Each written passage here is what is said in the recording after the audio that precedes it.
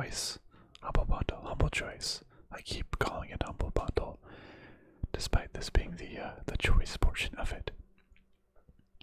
If you are not aware of the Humble Choice deal, basically every month you can pay about $12 for a collection of games.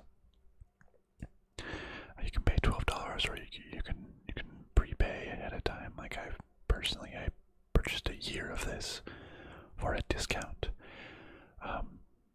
But what you can do is at any month after viewing the games, you can choose to pause for that month, and your credit will roll over.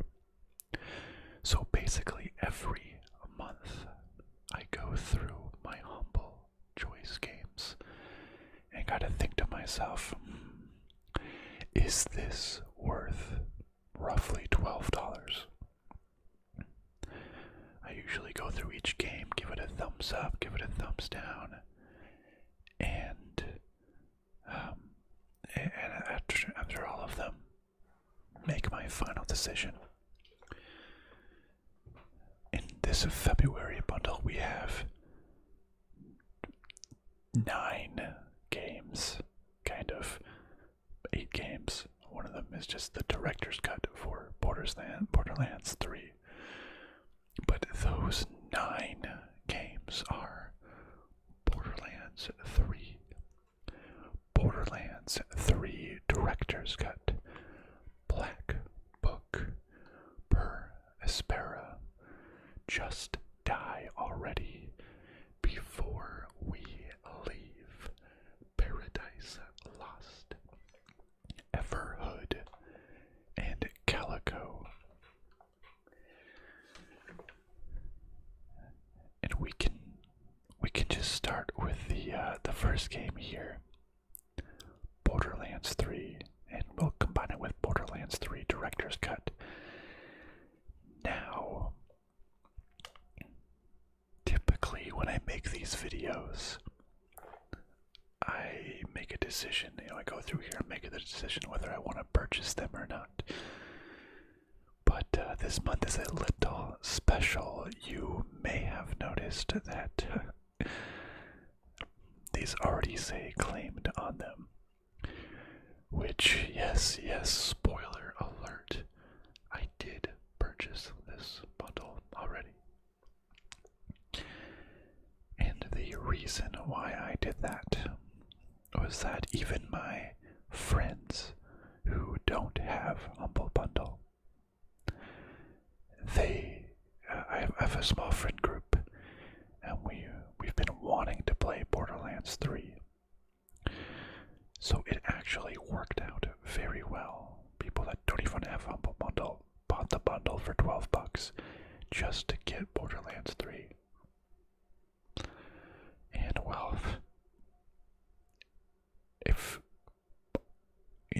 I have a full squad going, all 3 of them bought it.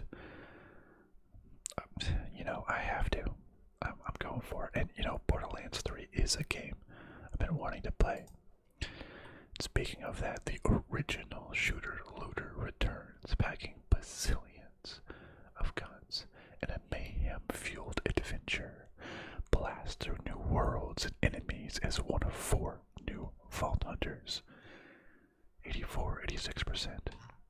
If you've not played the series before, it's a very stylized, looter shooter is a very good word.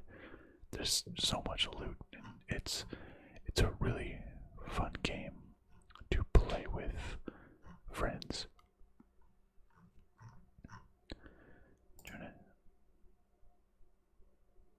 And so there's 4 characters, and each one has special abilities and special talents. You go through playing all the different quests. You have Flak, the Beastmaster, Maz as the gunner, Amara as the siren, and Zane Flint as the operative. And so I know it's early in here, but I've already been playing Borderlands 3. I'm playing as Flak, the Beastmaster, with my little beast companion. Also because Flack, it's voiced by Bro CD, if you know him on YouTube, or for his little, what I think he was a Vine star back then, YouTube Shorts. Awesome guy. Love Bro CD. Song 1. But yeah, so I've already been playing it. I'm having a good time. It's not a game that I don't think it would be fun to play alone. I think you would really need a friend group to play Borderlands 3 because the chaotic nature of the game, and while the game is, very funny, there's a lot going on, and maybe you would enjoy yourself, but it really is the interaction of all the different characters, and when all the loot comes, just seeing you can grab the best loot first. We do the whatever, the one where it's like cooperative, competitive. Because you still want to get the best weapons and loot for yourself. And that's what makes it fun, playing with all your friends and having your different abilities instead of just playing through it yourself. But the first 2 Borderlands games are also very, very fun, very funny. So these stories, RPG action, looter shooter, FPS, open world. Like I said, normally I go through here and determine whether it's worth it by reading through all of these. But honestly, I already bought it. Oh yeah, look at all this loot. Yeah, just all the loot. That's what you love to see. Guns, shields, and it's just like such crazy and wacky guns. Like a bazillion guns might be right. Like I have a shotgun that if you reload it with ammo left in the magazine, you huck the shotgun onto the floor, where it walks like a crab around and shoots enemies with its remaining ammo by itself. So it's just so wild. But a lot of fun.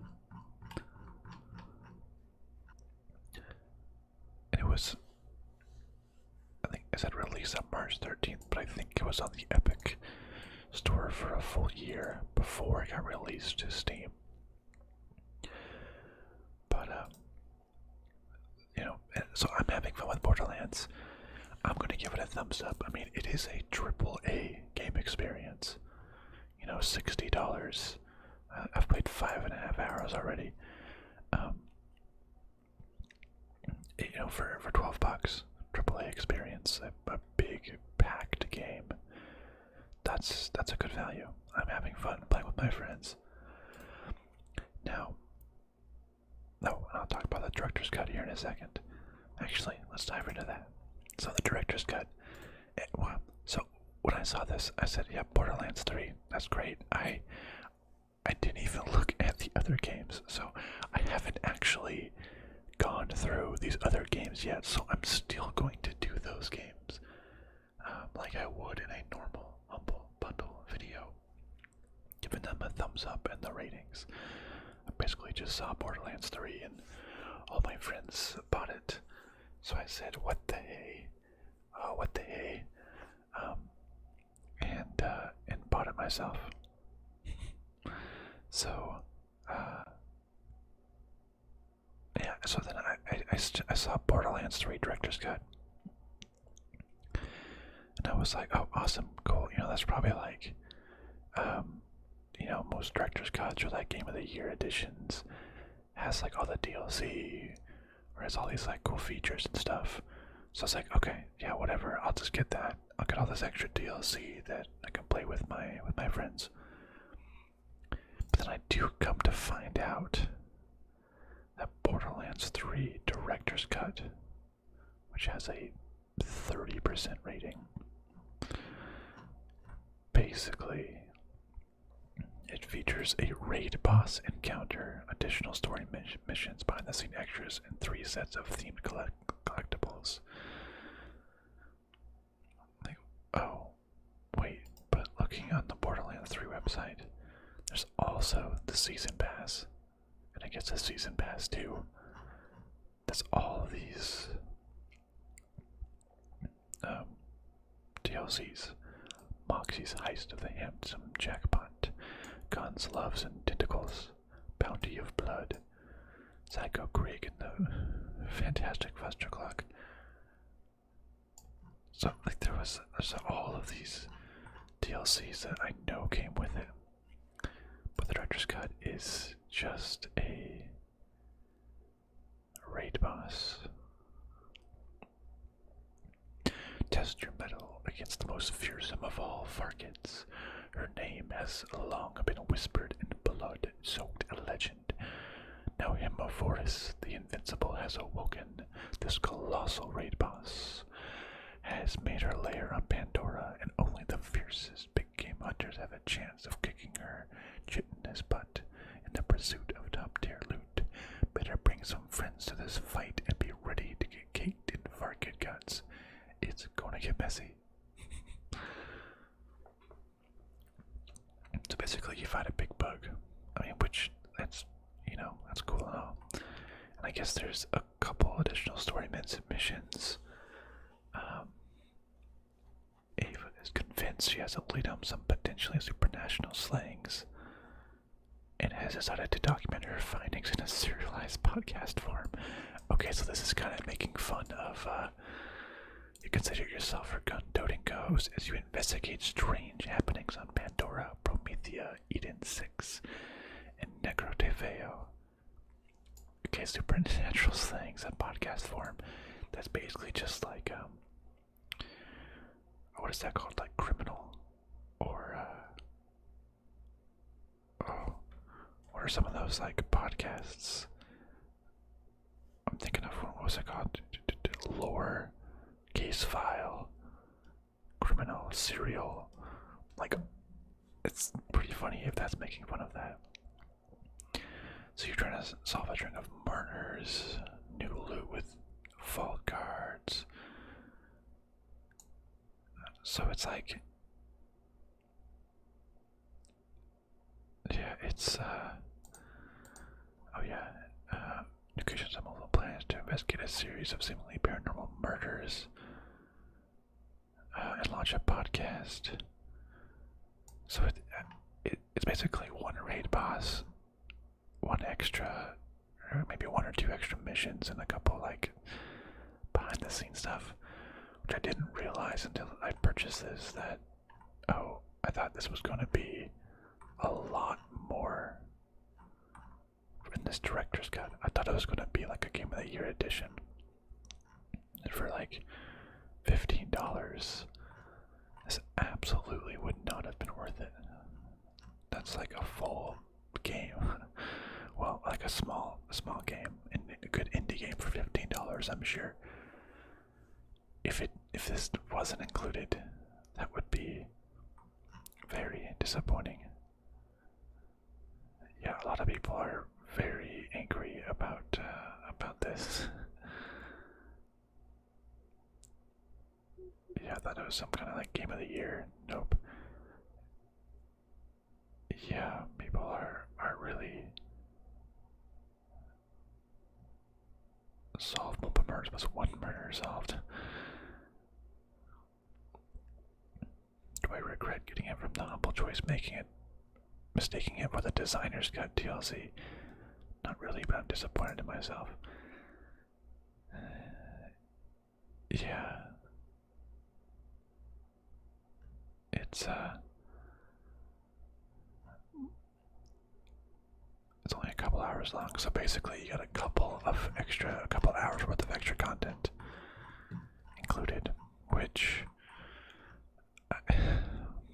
I was disappointed. I thought that this was like a whole additional thing. like all the DLC. And it kind of made me, I did sour a little bit on that. Because that's not what I was expecting when I saw this. Like, Director's Cut usually implies the whole game plus, everything that it was meant to be. That's not the case here. And typically,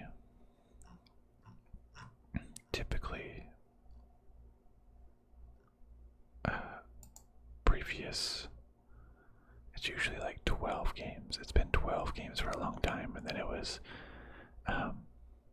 10 games for a long time. But yeah, so it was 12 games, 10 games, and now, I mean, I'm not going to include the director's cut. This is 8 games. Typically, sometimes it even has like, game plus DLC as like one game in terms of its counting. So it's down to 8 games now, which I guess they probably did put a lot of money into getting Borderlands 3 in this bundle. But I really wonder if that means that they skimped on everything else, or well, that we already know that they didn't include a couple games to get this. But Borderlands 3, $12 is not a bad deal. I'm trying to see, its historical low is $12 basically. Current, oh, it's $15. I guess because it has been pretty low. But Humble has to pull some strings, I'm sure, to get all of these things and all these games in there for $12. So, for me, yeah, it was nice to get it. But let's actually dig into these other games that I do already own, but I want to see if I'm ever actually going to play any of them, because I have so many Steam games that it really has to stand out to be something good for me to actually play it and not it just get lost in my backlog forever. So let's look into the first game on that list, which is Black Book. Black Book is a dark RPG adventure based on Slavic myths in which you play as a young sorceress, fight evil forces in card-based battles, and explore the world where humans live alongside mythological creatures. 94% review, that's pretty good. Card battler, turn-based tactics, dungeon crawler. Okay, that sounds interesting. There's like scenes. Okay, here's some of the like card battling aspects. The graphics look pretty cool, really interesting, a little abstract, but looking pretty neat. Let's see if I can just get like a small idea of what's going on here.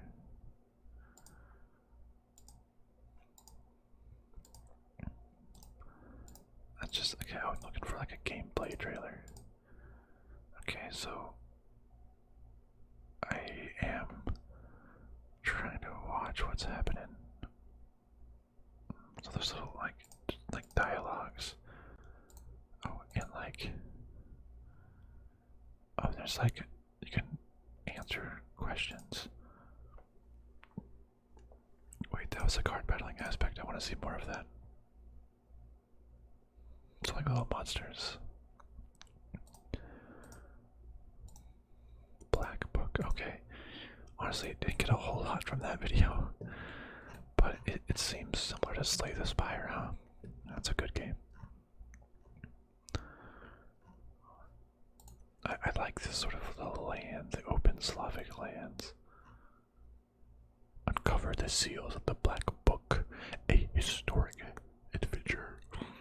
Lead a demon flock to send demons to do your bidding. Myths and legends. This game will suck you in. A real gem of a Russian game dev. Oh, okay.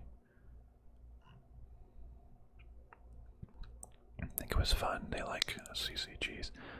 I do like a lot of the CCG, CCCG, the conglomerate of whatever CCCP stood for. Favorite of 2020. Wow, okay. Slavic myths, but it's okay. This is a pretty fun card game, but it's the lore and the story that helps me. It really gets me hooked to playing. I like that. I love lore and story.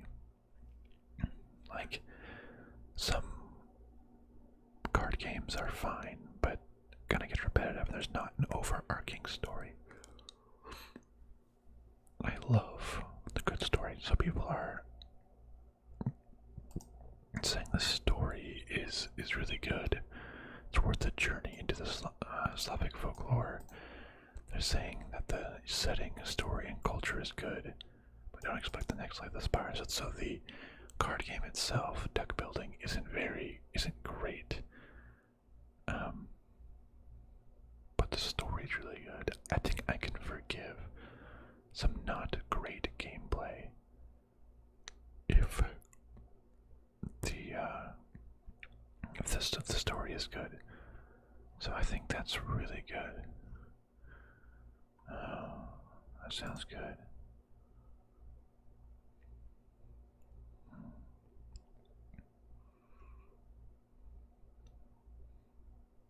So you have to get him back from hell. Okay. So, all in all, I think that's a thumbs up. I love a good story. I love some good lore. I mean, 93, 94%. That's good on Steam. That's got me hype. Let's do it.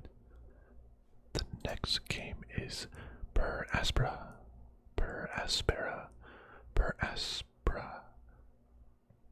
How much emphasis is on that E? Make Mars your own. Take control of the world's most sophisticated AMI, and terraform the surface of the red planet for a city-building experience on a planetary scale. Transform this barren world into a lush paradise and explore the surface for any ancient secrets that may be waiting. 74%. That's not great. Let's see, so let's get a little bit more detail on what this includes. The surface of Mars is littered with humanity's failed attempts to colonize its surface. This time will be different. This time there is no room for human error. Okay, so it's all an artificial consciousness terraforming Mars. Different resources, create your own path, unearth relics. A rich, compelling narrative, or take your time and craft the perfect Martian landscape with the sandbox mode. Wait. Includes the immersive voice acting talents of Troy Baker, Phil Lamar, I don't know, Lila Perkins Young, Lindsay Morel, and Nika Okoye. I mean, I know Troy Baker and Phil Lamar. Those dudes are legends. I don't know these other ones, but I'm sure that they are amazing people. How the heck did they get in this little indie game? I mean, money. Pay them enough and they'll come and speak in your game. But, wow, okay, that lends a little bit of more credence to this. Now, it's like, I like some base builders, but some other base builders can get a little too complex for me than I would like. I remember, like, I used to love some of the very complex base building, 4X grand strategy games when I was a little bit younger. I think when I, was back in school or younger, right? You have the big old summer breaks you can just have 2 months of nothing and you just play video games the whole time. But now that I work for a living, right? I feel like it's hard to start a game that's just so complex when you can't just sit down and play it like forever. I need something to like grip me quickly, you know. I don't really have time just to learn everything. But let's see what some of the reviews have to say.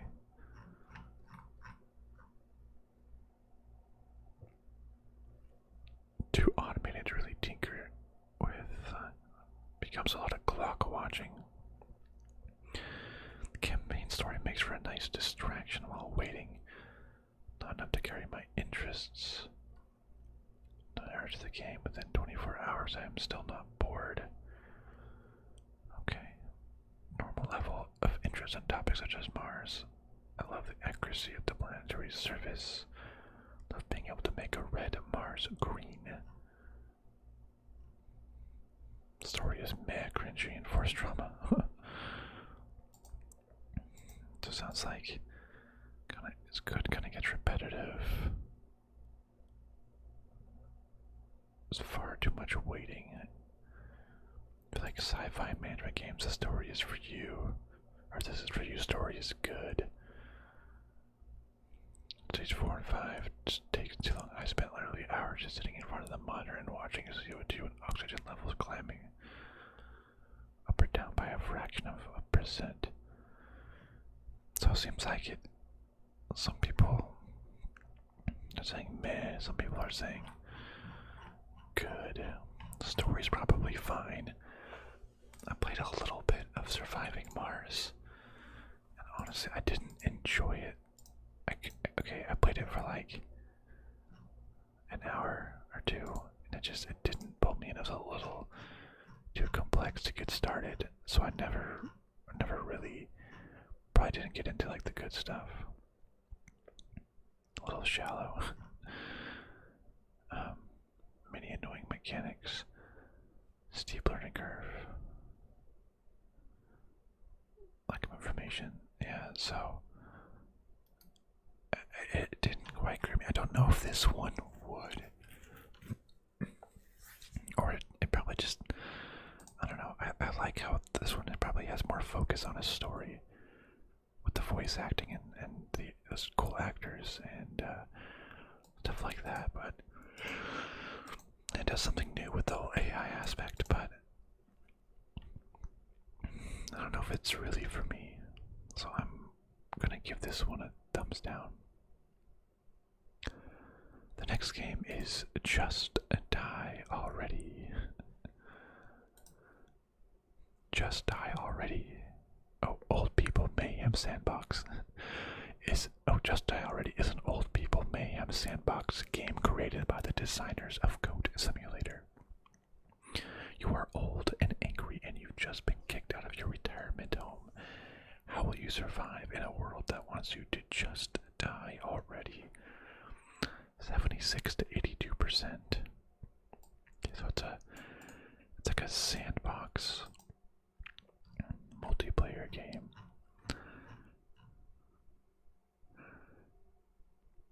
Free PvP modes. They get kicked out. Ungrateful millennials who prefer to play video games of doing actual work with no one to cover your living costs. Have no choice but to survive on your own. So you just do crazy stuff. Be old, be bold. Break a leg, break a neck. Anything you can break, and you can break your everything. Don't try to set your retirement home. One mission, retire. Your goal is to qualify for a proper retirement home. Sandbox multiplayer. Play alone or with up to 4 players in online multiplayer. Complete challenges together or just cause mayhem and rip your friends' limbs off. Limitless interaction. Interact with a wide variety of objects. Embrace your inner boomer. Wreak havoc on the millennial and zoomer population. The game can be crazy is you. This just sounds just utter ridiculousness. And I don't think this would be for me if it wasn't for the fact that since all of my friends, or a group of four, 3 plus me, bought Borderlands, then we can already play this together. Like, I wouldn't play this game on my own. I think it would be fun for 10 minutes. I think this is a game that you would really need to play with your friends. And with a lot of these sort of multiplayer games is that I don't have very many friends that own as many games as I do.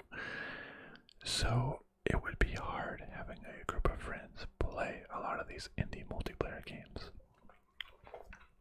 So in this case, where in buying Borderlands 3, my friends inadvertently also bought this game, I would probably play it and probably have fun with it while playing it together. But if you don't have a group, it looks pretty funny, just going around everything, and like just shocking and running into things and being hit by cars and just doing just crazy things, just getting beat up and killed. It does look kind of fun, honestly. But I think it'll be a lot of fun to play it with, like, co-op with some friends. So I'm gonna give this a thumbs up. But I guess it would probably actually be a meh prior to me knowing if I was gonna buy this or not. But once my friends bought it, and I determined that I would as well, this made this more fun. So I guess I'll give it a meh, in that I probably wouldn't play it unless I happen to get 3 friends together who also bought this model, which, well, that is what happened. The next game is Before We Leave. Before We Leave is a city building game set in a cozy corner of the universe. Nurture your peeps and their surroundings while rebuilding and rediscovering civilization. Settle new lands and planets while avoiding hungry space whales. Wait, what? Wait a second. 79% historical, 100% recent. That seems off. So city builder, casual. Has a relaxing deck. That's interesting. I like the sort of like a hexagonal, tiny Earth layout that it has going on here. That's pretty cool.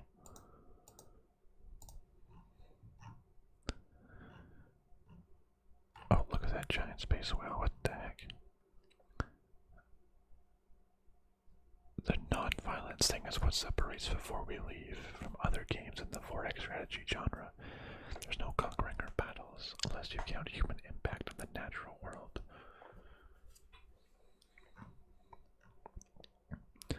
Build, discover, protect the peeps from ancient beings. Okay. So you bring them out. Oh, look at a space whale. What the heck? It's up to you to circumvent these creatures that hamper progress. There are no weapons, no battles with neighbors, just you and a solar system full of opportunities. I thought this was just one Earth. Oh, look at that. You can travel to different Earths. That's pretty fun.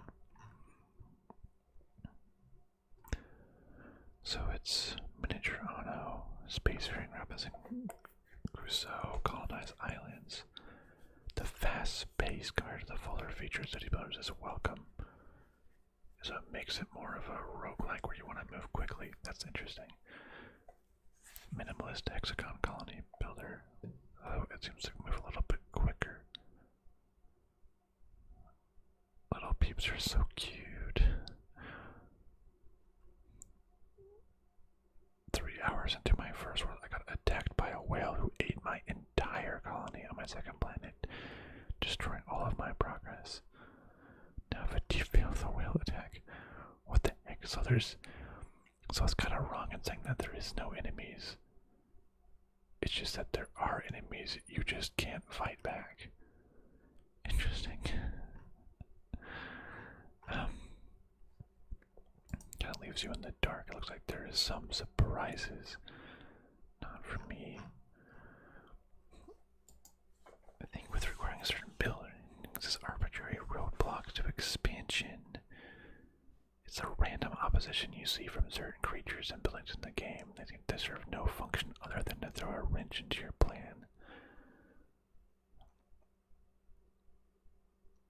So, my entire game can be rendered unwinnable. Less fragile. Okay, I'm not generally a fan of city builders.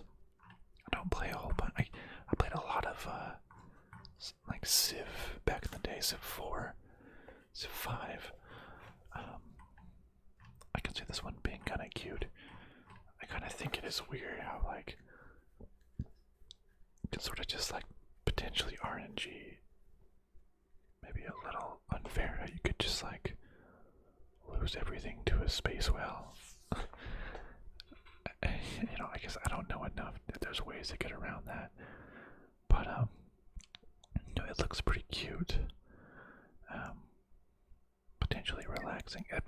It's relaxing, but I guess also faster paced than some of the larger games. Which I suppose it can be both, but that's a little bit of a contradiction.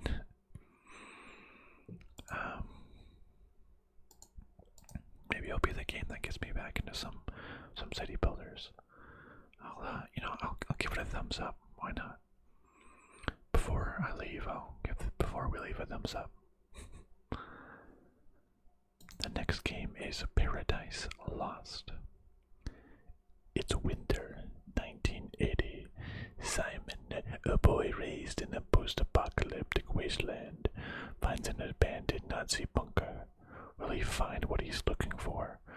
Play Paradise Lost and explore an underground world where Slavic mythology mixes with retrofuturistic technology. Discover the last story on Earth. Another Slavic mythology game. Interesting. 56 recent reviews, 72. That's not great. Underground exploration and walking simulator. Hey, I like a lot of walking simulators. I don't know what's wrong with it, what's so bad right now, but walking through an abandoned Nazi bunker and kind of figuring out a post-apocalyptic story by doing light puzzles, but really cool sets. That actually sounds awesome to me, and some of these sets look really cool. What the heck? Do things like look at the numbers behind someone on a particular picture, look at drawings. Look at this. This looks like BioShock to me. I don't know why it's giving off that vibe. I guess an abandoned, intricate location where that seems like it had been lived in just very prior. But what is with the bad reviews? World War II had no victor. The last story on Earth. Oh, you're a 12-year-old boy who's just discovered a massive Nazi bunker while wandering the barren nuclear wasteland of Poland after his mother's death. What the? That's such a dark story. I like that. mysterious cult named Ewok contacts Simon through the bunker's technology. But okay, so why the bad reviews?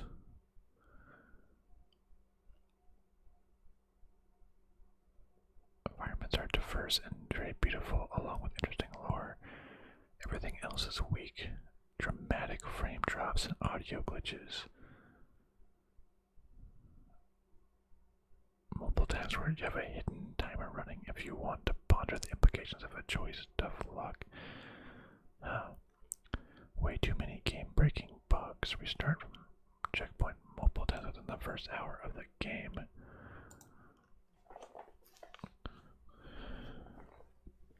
Head bomb. The worst first-person camera movement I've experienced in any first-person game I've ever played.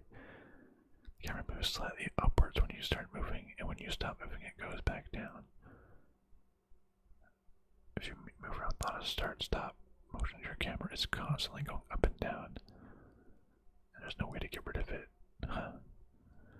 It's like motion sick something. Mechanics are terrible and uninspiring. You want to open a door, stand in the right spot, then click, then hold down, click on the UI element, then move your mouse forward, backwards, hold there for half a second.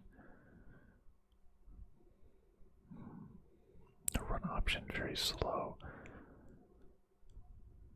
The story is not bad, but obvious. I'm usually not a fan of walkthrough movie type games, to be honest, but I've just played all the way through to completion. Beautiful, immersive. So people are saying there's a lot of bugs. Some people are saying the story is good. Yeah, the setting gave me some serious what if Bioshock, but Nazis. That's what I was thinking. Yeah, with the shooting bits. So people are saying that, like, there's it's like slow. A lot of the slow and the bugs. I'm curious. What is? I'm looking on. How long to beat? Wait, what? Paradise Lost. Of how long this game takes? So 3 to 4 hours. I mean, some people are some bugs, glitches, camera movement. Most people are saying that the concept and the narrative is track and hold it. So I say the movement mechanics are what's bad, but I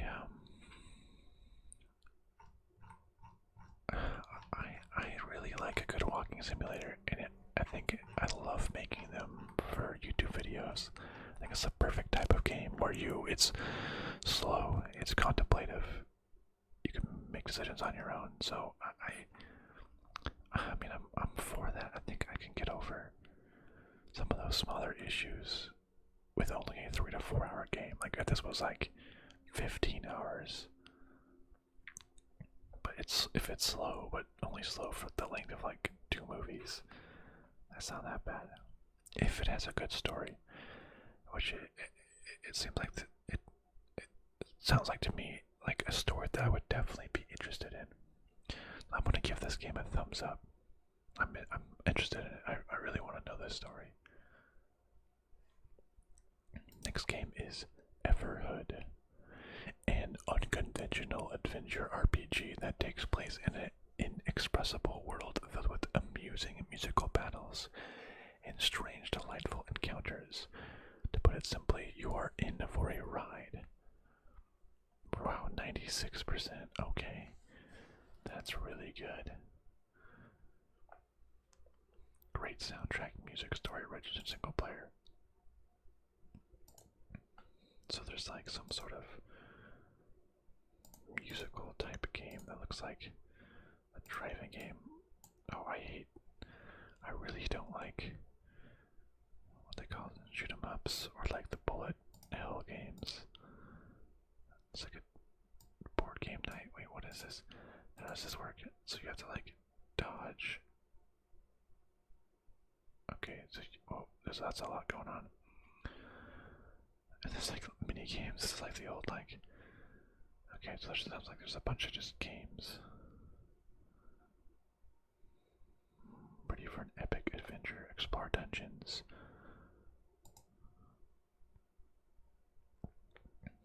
Okay. Oh, that's an interesting mechanic, a trippy world. Very interesting mechanic. Yeah, it did remind me of Undertale. Interesting. You had to beat Undertale.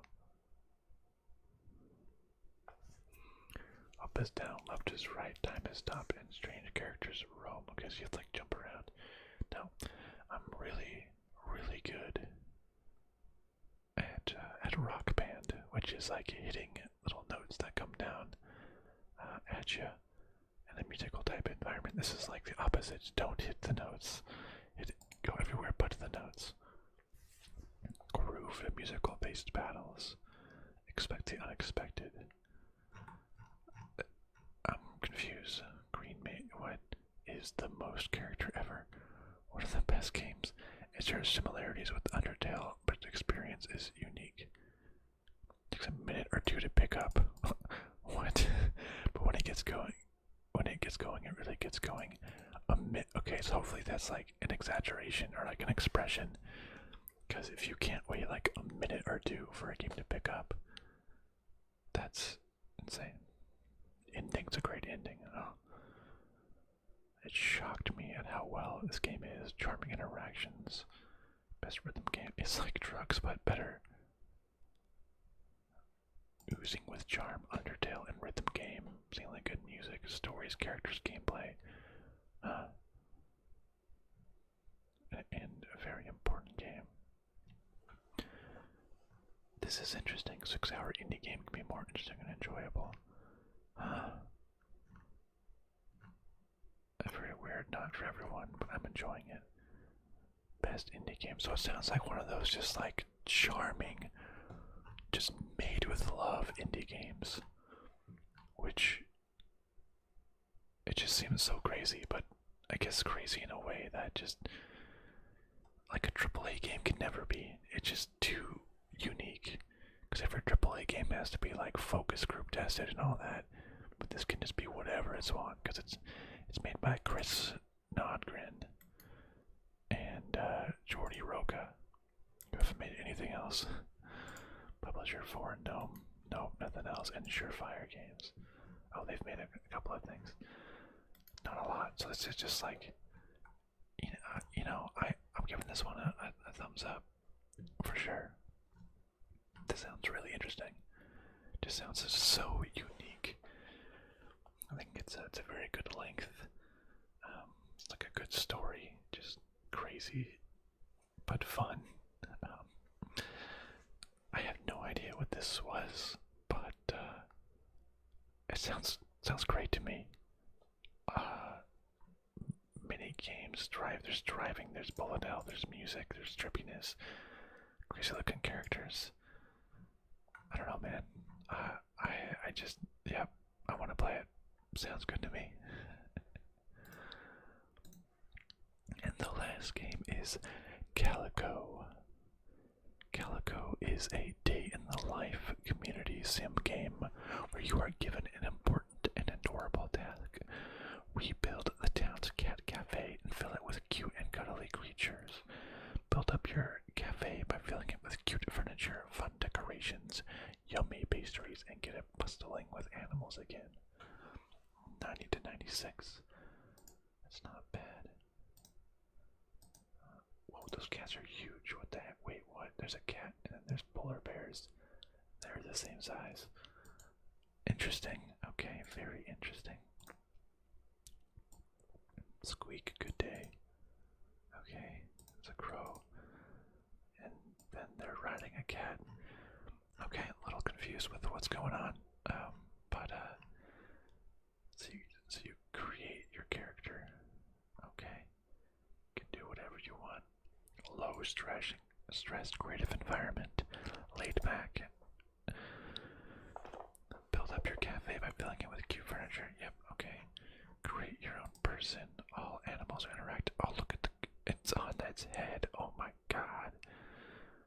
Oh, it's playing with the ball. You can name them, add them to your party, or send them to their new home at the cafe. Oh, that's pretty cool.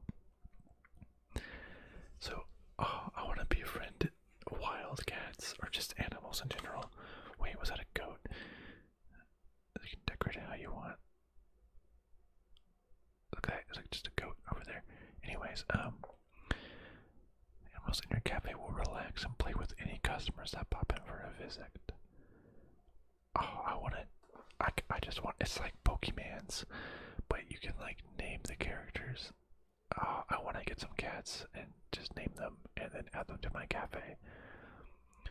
What's a huge flower? Wait, cooking minigame.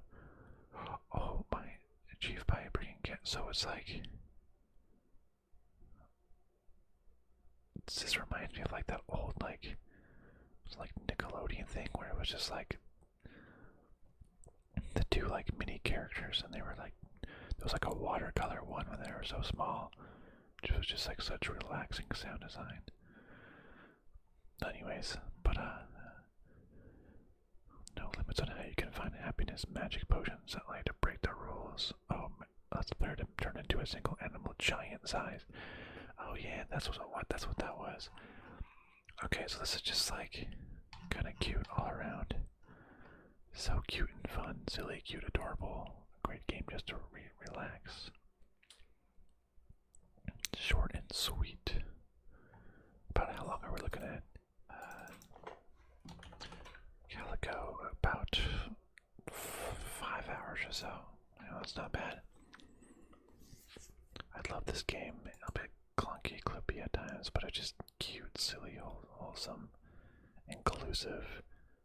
Yeah.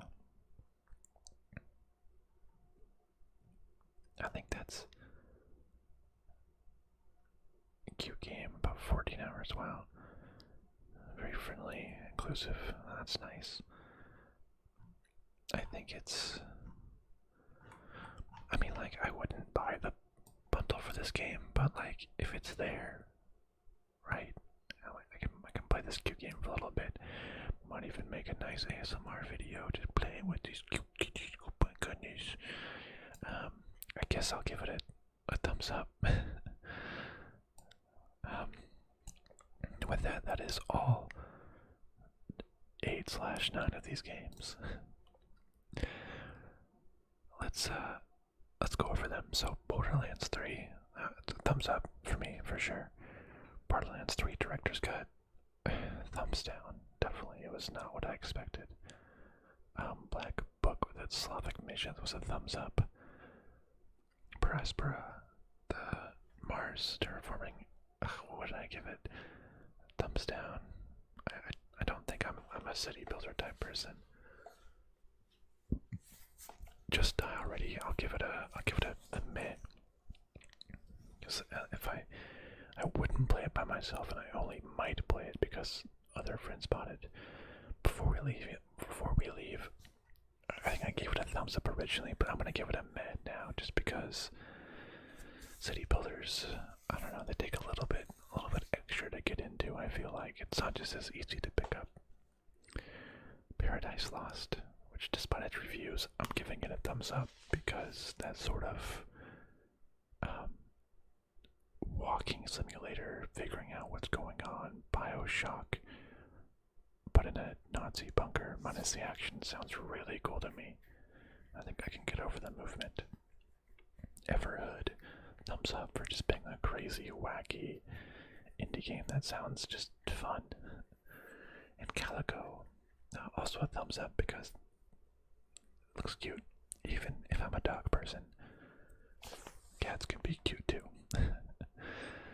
So, but I mean, all in all, this bundle, it's really about, do you want Borderlands 3? I mean, there's only 8 real games compared to 12 of previous. It's very, very clear that they spent all their budget on Borderlands 3. And well, I did want Borderlands 3, and guess it's working for them, because even friends of mine who never have had Humble Bundle bought this month. So I guess it's working for them, and you know, it worked for me too. Getting a big AAA game to play with friends for $12. No, that's worth it. When a movie ticket can be $12. That's 2 to 3 hours. I've already put in 5 hours with a lot more to go, and playing it with friends of mine, so it's worth. And you know, there's a couple of small games thrown in here that seem like they could definitely be fun. Maybe you'll see some in some future ASMR videos of Can It Be ASMR? I think that would be a lot of fun. But I would normally say if I will buy it or not, but I did. I just did. And it was just for Borderlands 3. Well, rather, it was initially just for Borderlands 3 to play with some friends, because as soon as this came out, my friends are like, oh, Borderlands 3, only $12. I bought it, let's play it tonight. And I was like, well, I was planning on making my ASMR video like usual, but I'm not gonna pass that up, so I had to claim it ahead of time. But it was still fun looking at all of the other games. Yeah. Well, there we go. February 2022 in the books. Let me know what you think about this bundle, or if you think you would buy it, or if you have any of these games. I would love to hear your thoughts. But thank you so much for watching, my friends, and I will see you next time. Goodbye, my friends.